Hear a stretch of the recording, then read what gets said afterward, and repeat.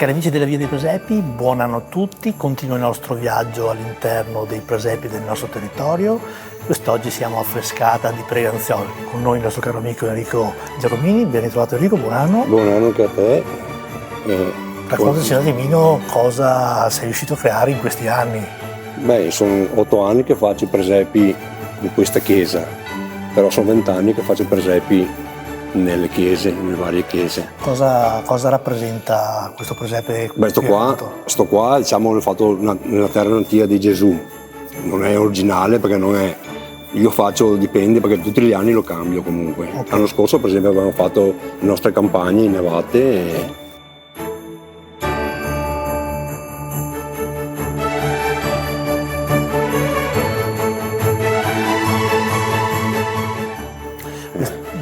Dicevi anche Enrico che sono tutti pezzi tuoi artigianali. Sì, per esempio ho fatto tutto a mano, sono delle statue in movimento che state sono comperate, però il movimento è fatto, lo faccio io. Quanto ci metti a crearlo? Un anno e mezzo, dipende. Quindi appena smonti questo già. Io riparto con quello nuovo.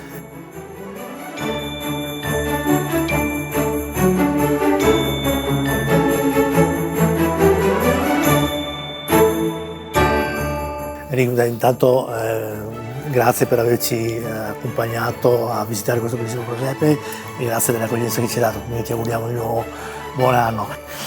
Enrico, per i telespettatori, da domani 6 gennaio fino a quando, dove e in che orari? Fino al 1° febbraio, gli orari dalla 9 mattina fino alle 18, a domenica compatibilmente con le messe, e siamo a Frescata di Preganziol nella chiesa di San Giovanni Battista.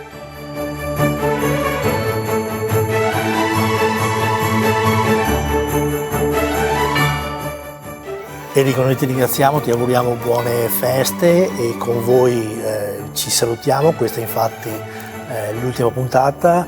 Speriamo di aver avuto il piacere di accompagnarvi in questa bellissima passeggiata attraverso i presepi del territorio, dove abbiamo conosciuto Enrico e tanti altri volontari.